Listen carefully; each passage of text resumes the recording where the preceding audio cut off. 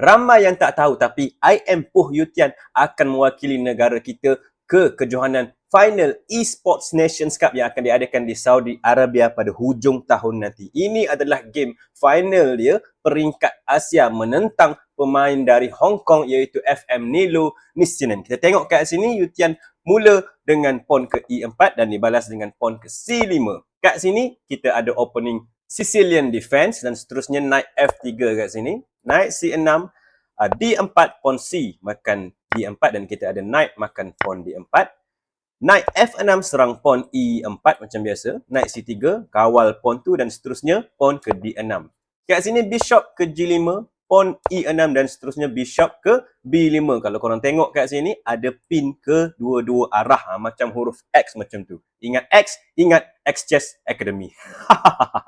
Okey, bishop D7 kat sini, queen D3, A6 dan seterusnya sebab bishop kena serang jadi bishop makan knight C6 dan dimakan balik dengan pawn B C6. Okey, kat sini kalau korang tengok hitam memang ada dapat kawalan di petak tengah yang kuat tapi ini sebenarnya adalah rancangan Poh Yew Tian. Dia castling panjang 000 kat sini dengan idea untuk buat serangan, gunakan file ni dan serang di tengah macam ni. Lawan dia perasan dan takut kat sini jadi dia tolak pawn ke D5 tapi ini merupakan satu gerakan yang tak bagus. Sebab apa? Sebab adakah ini membenarkan pawn ke E5 serang knight? Tidak. Ini gerakan ni adalah biasa. Tak ada apa-apa sangat sebab kalau korang tengok memanglah ada pin dan knight ni tak boleh diangkat lah. Kalau diangkat, bishop akan makan queen dekat belakang. Tapi kat sini kita main chess, kita kena fikir. Lawan kita nak buat serang balas apa? Apa counter attack dia ada? Dia boleh serang dengan pawn ke H6. Dan kita dapat tengok kat sini, kalau kita makan knight dia,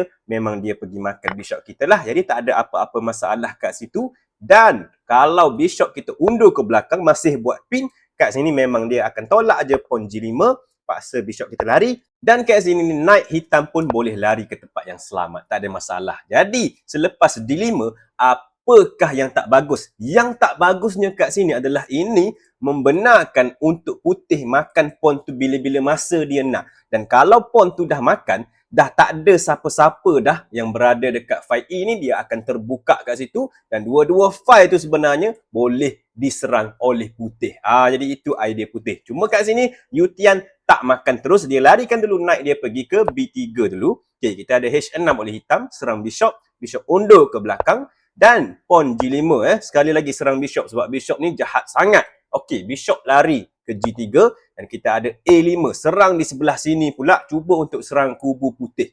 Okey, rook H ke E1 bersedia, letakkan rook, dua-dua rook tu dekat petak tengah kat sini, kawasan tengah. Kita ada pawn ke A4, serang knight, knight lari ke D4, bishop ke E7 dan seterusnya. Kat sini H4 oleh Yew Tian. Sebab apa? Sebab Yew Tian kata dia tak nak bagi hitam castling, dia cuba serang di sebelah sini. Kalau hitam castling 0-0 kat sini, dia akan makanlah pawn G5 tu dan lepas makan H makan balik pawn G5, pawn E boleh makan pawn D5 dan kita dapat tengok ada kawasan yang terbuka dekat sini dan ada serangan yang bahaya. Ini memang biasanya akan kalah hitam. Sebab itulah selepas H4, hitam tak castling lagi, dia gerakkan knight dia ke H5 dulu, serang bishop di G3. Dan kat sini kita ada pawn E makan pawn D5. Barulah Yew Tian buka file E tu, pawn C makan pawn D5 kat sini dan sekali lagi serangan bagus yang dibuat oleh Yew Tian kat sini. Okey, korang boleh pause ni kat sini dan cari apakah gerakan yang Yew Tian nak buat. Silakan. Sementara korang cari tu, saya cerita sikit lah. Esports Nations Cup ni adalah merupakan satu kejohanan e-sport yang ada e-sport famous lah macam Dota ke, Counter Strike ke, semua tu. Tapi chess tak pernah ada dan tahun ni ini kali pertama chess dimasukkan dan Poh Yew Tian dia telah terpilih wakil Malaysia sebab dia berjaya dapat tempat ketiga keempat hari tu semasa saringan peringkat Asia dan akan pergi ke final eSport Nations wakil Malaysia di Saudi Arabia pada hujung tahun nanti. Okey, sama-sama kita tengok nanti. Okey, kat sini apakah gerakan bagus? Dia ambil knight dia, makan pawn di D5. Ada banyak lagi gerakan bagus yang lain tapi ini gerakan yang paling senang untuk kita tengok. Sebab apa? Satu idea dia adalah untuk knight pergi ke C7, buat check dan makan rook. Ini dia yang simple. Dan satu lagi, knight ni tak boleh dimakan. Kalau knight tu dimakan kat sini, ini dah buka file E dan bishop akan masuk ke D6 dan kita dapat tengok bishop ni akan mati sebab ada rook, ada bishop kat situ. Memang bishop ni akan mati, tak boleh di-defend. Alright, jadi ini adalah serangan bahaya ke atas king. Sebab tu kat sini, hitam kata dia cubalah makan bishop di G3 kat sini sebab bishop tu very dangerous, sangat bahaya. Dan kat sini Yu Tian tak makan knight tu, dia makan bishop di E7 terlebih dahulu. Dan kalau korang tengok kat sini, hitam dia tak boleh larikan dia punya knight ke H5 sebab kalau dia lari kat sini, dia benarkan putih ataupun Yu Tian untuk mainkan knight ke tempat yang bagus iaitu ke G6. Kenapa bagus? Sebab knight ni serang rook. Dan bila rook tu kena lari ke apa, memang king hitam tak boleh castling dan akan adalah serangan-serangan bahaya ke atas king hitam. Dan memang knight di G6 tu tak boleh dimakan sebab kalau pawn makan knight G6, ini masuk queen ke G6 check dan kita dapat tengoklah sini sebenarnya ada checkmate. Alright, sebab tu selepas knight makan bishop E7 kat sini, hitam pilih untuk makan knight E7 tu dan barulah putih pawn F makan knight G3. Kat sini kita ada pawn G makan pawn H4 tapi Yu Tian tak makan terus pawn tu. Dia gerakkan knight dia pergi ke F5 terlebih dahulu. Serang queen dan serang pawn macam ni lah. Okay? Dan of course, mestilah pawn tak boleh makan lah sebab nanti tak pasal-pasal queen mati pula kan. Okay, jadi kat sini hitam cuba larikan dia punya queen pergi G5 check dulu. King lari ke B1 dan kalau korang tengok kat sini, ada ancaman sebenarnya untuk queen makan bishop dan buat check. Memang king tu akan menangis. Jadi sebab dia tak nak menangis, dia terpaksa kat sini castling 0-0 selamatkan king. Dan Yu Tian tak terus makan. Apa yang dia buat ialah dia makan dulu. Pawn G makan pawn H4 dulu. Serang queen macam ni dan kita ada queen makan knight F5 kat sini. Queen makan queen sebab ini paksa untuk pawn makan dan kita dapat tengok struktur pawn sangat tak cantik sebab semua berpecah dan tidak bersatu padu kat situ. Okey, kat sini rook barulah makan bishop D7. Kalau korang kira pawn, ya memang putih ada pawn lebih dan posisi dia pun sangat cantik. Dan apakah yang Yu Tian kena buat kat sini ialah dia kena gunakan kelebihan pawn dia ni untuk cipta pas pawn.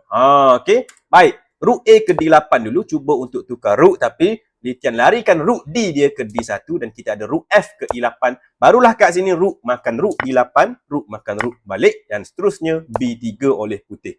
Okey, rook D4 serang pawn di H4 tapi kat sini Yu Tian kata tak ada masalah. Dia gerakkan king dia ke B2.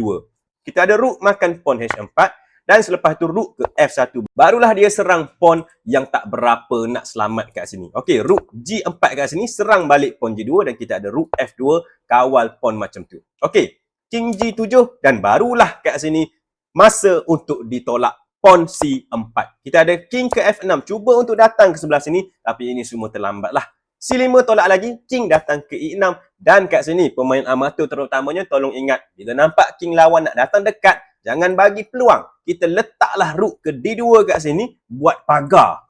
Pagar supaya king tak boleh datang dekat dan kita boleh tolak pawn tu dengan gembira.